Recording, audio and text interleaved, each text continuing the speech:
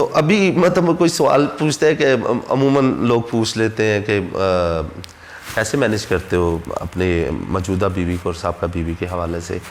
कभी बात होती है, मैं कि जी उसने मुझे कभी मना नहीं किया इस हवाले से। हमारे घर में आज भी शाहजे की तस्वीर हमारे बेडरूम में लगी हुई है और मेरे बच्चों को भी वो बताती है कि ये बेटा ये आपकी बड़ी अम्मी है। तो इसी तरीके से ही मतलब है जो लाइफ प्रिवेल कर रही है, मुझे बहुत ज़्यादा सपोर्ट करती है मेरी मौजूदा वाइफ। एनीवेज़ मेरे 2 बच्चे थे। जॉय मुझे बड़े अच्छे तरीके से याद है। मेरा नेथन, बड़ा बेटा नेथन, और जो दूसरा बेटा था वो उसका नाम जॉनथन है, मैं प्यार से उसको जॉय कहता हूँ। And he was just 15 year old कि जब मुझे ये पता चला कि मेरा केस दोबारा से मतलब खुल गया है और फिर मुझे मजबूरन सरेंडर करना पड़ा, ख़ुद को जाके सरेंडर करना पड़ा साहिवाल में ही जाके। और साहिवाल में जब मुझे सरेंडर किया तो उसमें एक टेक्निकल एरर था जो कोर्ट की तरफ से अकर्ड हुआ कि ये मेरे रिकॉल ऑर्डर्स जारी नहीं कर सकते थे टेक्निकली, क्योंकि सस्पेंशन टिल मेन हियरिंग था। ठीक है, सस्पेंशन टिल मेन हियरिंग थी।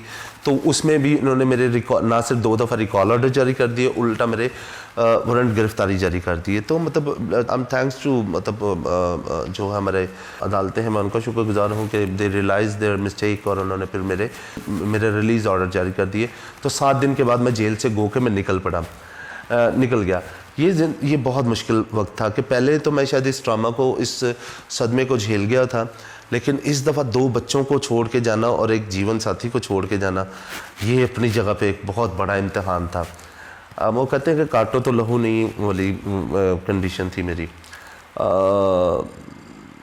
ना चाहते हुए भी मतलब मुझे फेस तो करना था इन सारे लीगल मैटर्स को, इस केस को मुझे फेस करना था। सो आई वॉलंटियरली सरेंडर देयर।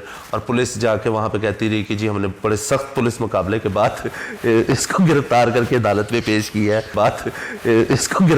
अदालत में पेश किया है। तो वो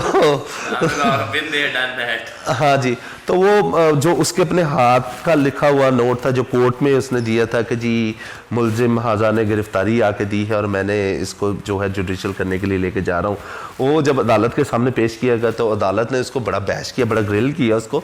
लेकिन ये शायद मतलब किसी और ही मिट्टी के बने हुए लोग होते हैं, इनको नहीं शर्म आती है यार। मतलब उनको आइडिया नहीं है कि उनकी वक्ती खुदगर्जी जो है किसी की ज़िंदगी के साथ कितनी ज़िंदगियों को तबाह कर रही है। तो मेरे केस को मतलब वहाँ पे भी बिगाड़ने की कोशिश की, लेकिन फाइनली आई एम इन जून 2015, जून नहीं मेरे ख्याल से जुलाई गालबन, हाँ जी, 2015 में मुझे एक्विटल मिल गया कि जी जाएँ जी आप बाइज़्ज़त बनी हैं। तो मैं उसके ऊपर मतलब मैं पहले भी इस चीज़ से गुजर चुका था, तो इसने मुझे इस चीज़ के ऊपर सोचना पे मजबूर कर दिया कि यार ये मेरे साथ और बहुत सारे लोग हैं। मैं रिसेंटली अभी मैं गया हूँ, एक बंदा जो 18 साल के बाद बाहर निकला, मतलब उसकी सज़ा पूरी करके बाहर निकला है, लाइफ इम्प्रिजनमेंट अपनी काट के बेचारा बाहर निकल आया, और उसके बाद उसको एक्विटल मिल गया कोर्ट से। कोर्ट कहती जी ये तो एविडेंस ही इनफ नहीं है मतलब जो है, और सुप्रीम कोर्ट ने इसको बरी कर दिया। मैंने कहा यार वो बंदा सजा काटने के बाद आप उसको मतलब उसने 18 साल तारीखी जेल में गुजारे। 18 साल उसने और वो बेगुनाह था, और उसके जेल से निकलने के बाद सुप्रीम कोर्ट ये डिसाइड कर रही कि जाए जी आप तो बरी है। तो मैंने जब इन सारी चीज़ों पे सोचता हूँ तो यकीन मैंने कि आप ही बता रहे थे कि वो एक्सोनरेट कर दिया, ऑलरेडी हैंग हो चुका था, ऑलरेडी हैंग हो चुके थे 2 भाई, उसके बाद जो उसके आफ्टर इफेक्ट्स थे। तो मैंने जब इसके ऊपर सोचा कि कोई भी तो इसके ऊपर सोचने के लिए तैयार नहीं है कि आप अब एवरेज जो देखते हैं 10 से 15 साल लग जाते हैं एक बंदे को अपनी बेगुनाही साबित करने में, और 10 से 15 साल के बाद अदालत कहती है कि जी बाइज़्ज़त बरी। तो वो लफ्ज़ जो है वो चीज़ की रेमेडी नहीं है। हमें इसके ऊपर सोचना होगा, हमें इसके ऊपर काम करना होगा कि हमें कुछ ऐसा यहाँ पे जो है एक ऑर्गेनिज्म लेके आना पड़ेगा कि जो इन लोगों के लिए काम कर सके, इन एक्सोनरीज के लिए काम कर सके। तो I am very much positive कि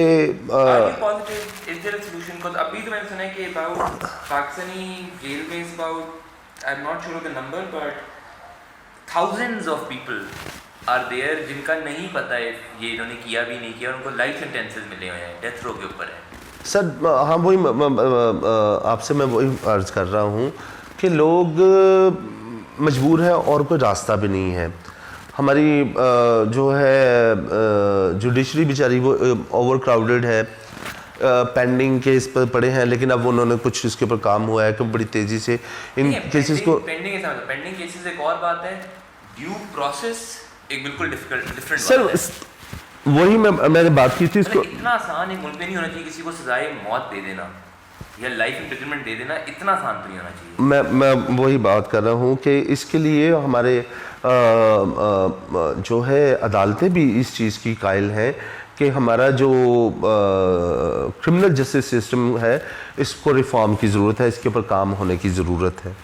सोच रहे हैं, इसके ऊपर पॉजिटिवली बात भी हो रही है, अदालतें इसके ऊपर काम भी कर रही हैं, तो वो तो सारी चीज़ें अपनी हैं। लेकिन मैं नीचे से इसको ग्रास रूट लेवल से इसको एड्रेस करना चाहता हूँ कि जब तक ये सारी चीज़ें आप एड्रेस नहीं करेंगे, आप हमारा पुलिसिंग कल्चर नहीं तब्दील करेंगे, आप हमारा इन्वेस्टिगेशन का जो मैकेनिज़्म है आप उसको नहीं ठीक करेंगे, और इन्वेस्टिगेशन के नाम पे जो पुलिस टॉर्चर है आप इसको नहीं रोकेंगे, जाति जो है इसको नहीं रोकेंगे, तब तक ये सारी चीज़ें इसी तरीके से चलती रहेंगी। बेगुनाह लोग जो हैं वो जेलों में गलते सड़ते रहेंगे, बेगुनाह लोग जो हैं वो तख्तादार पे झूलते रहेंगे। सबसे बड़ी इस वक्त अगर आपने मैं कहूँ एक पिन पॉइंट करें गलती हमारे इन्वेस्टिगेशन प्रोसेस के अंदर, वो क्या है?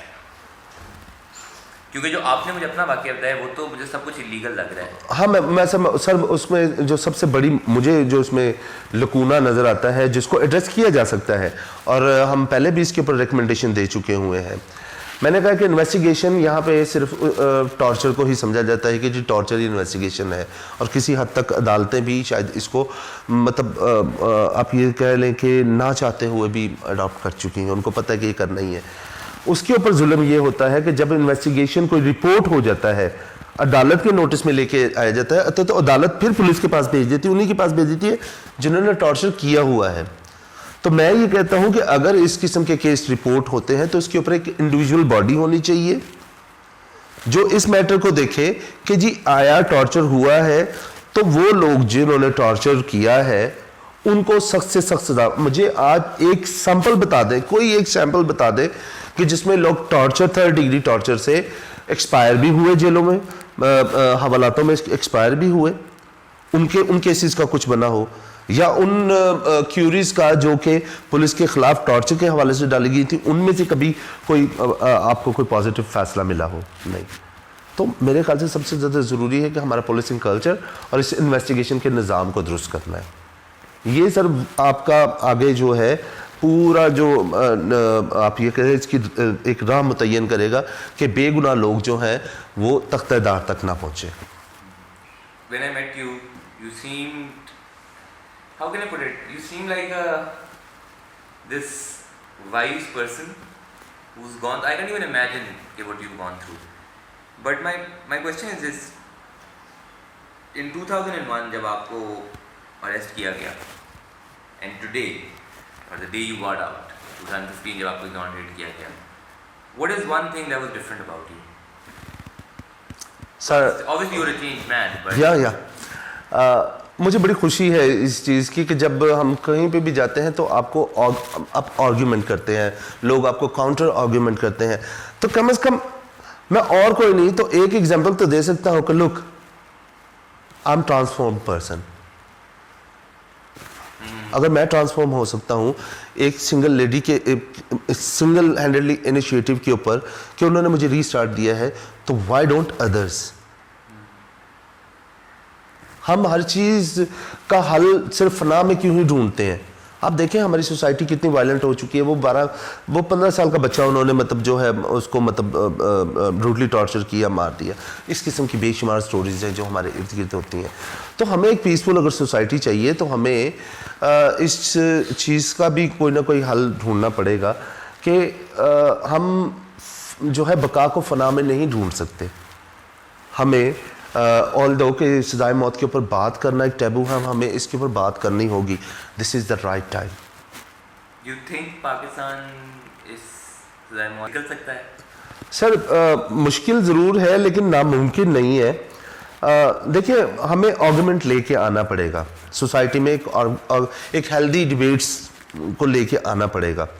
हम जब भी देखते हैं तो हमारे पास एक ही मतलब रिलीजियस पॉइंट ऑफ व्यू रह जाता है और हम इसको एक डिवाइन ड्यूटी, हमारे यहाँ पे इसको, हमारी सोसाइटी में इसको एक डिवाइन ड्यूटी के तौर पे लिया जाता है।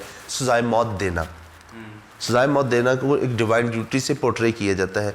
लेकिन क्या हम इस आर्गुमेंट को काउंटर कर सकते हैं एक हेल्दी डिबेट के साथ? My last question, and you know this, I would like to end it on this. आपकी लाइफ के 10 years were taken. You can argue 15 to 2015 maybe got fully exonerated. If you had a chance to take any kind of revenge on people who did this, on that Teely person or जो भी police वाले जिन्होंने आपको पकड़ा, गलत case लगाया, अगर आप मिले उनको जिंदगी में दोबारा, आप क्या कहेंगे उन्हें? Or is it सर देखें, बात यह है कि रिवेंज की बात आपने की है। मैं समझता हूँ कि उसकी हमारे यहाँ पे हमारी सोसाइटी में उसकी कोई स्पेस मौजूद नहीं है, उसकी कोई जगह है नहीं है, जगह बकाया बचती नहीं है। हम रेस्टोरेटिव जस्टिस के हवाले से भी बात कर सकते हैं। न्यूजीलैंड एक बहुत बड़े सानहा से गुजरा, लेकिन उनकी सोसाइटी जो थी वो इस चीज़ के लिए तैयार थी। तो हम क्यों नहीं अपनी सोसाइटी को इसके हवाले से बात कर सकते, जबकि हमारे अपने कल्चर में इसकी जो है स्पेस मौजूद है। आप देखें, इकट्ठ होते हैं, आप पर पंचायत का कल्चर हमारे यहाँ पे मौजूद है। तो जब बातें मामला जब डायलॉग से हल किए जा सकते हैं, माफ़ी तलाफ़ी जो है दीन में भी उसकी गुंजाइश मौजूद है। क्या आप माफ़ करते हैं उन्हें या नहीं? मैं सर देखें, मैंने पहला प्रिंसिपल यही सीखा है कि जब तक आप जो है अपने कसूरवारों को माफ़ नहीं करेंगे तो आप खुद भी अपने लिए माफ़ी के तलबगार नहीं हो सकते हैं, या अपने लिए वो चीज़ आप मांग नहीं सकते हैं। तो मैंने तो पहले दिन से ही मतलब जो जिन लोगों ने भी मेरे साथ किया था, I feel sorry for them. बल्कि मैं उन तमाम पुलिस जो इन्वेस्टिगेशन ऑफिसर थे जिन्होंने मुझ पर 3rd डिग्री टॉर्चर किया, I feel sorry for them, क्योंकि उनको एक कल्चर ही ऐसा मिला है, उनको एक सिस्टम ही ऐसा मिला है जिसको वो ब्लाइंडली फॉलो करते जा रहे हैं। उसकी वजह ये है कि हम लोग बात करने के लिए तैयार नहीं है। जो पढ़े लिखे लोग हैं, पाकिस्तान की यूथ इसके ऊपर बात करने के लिए तैयार नहीं है, पढ़े लिखे लोग इसके ऊपर बात करने के लिए तैयार नहीं है, इस डिबेट को छेड़ने के लिए तैयार नहीं है। I am thankful to you कि आपने मुझे जो है ये मौका दिया है। तो मैं मुझे सुनने वाले और जितने भी देखने वाले लोग हैं, मैं उनसे ये कहूँगा कि काइंडली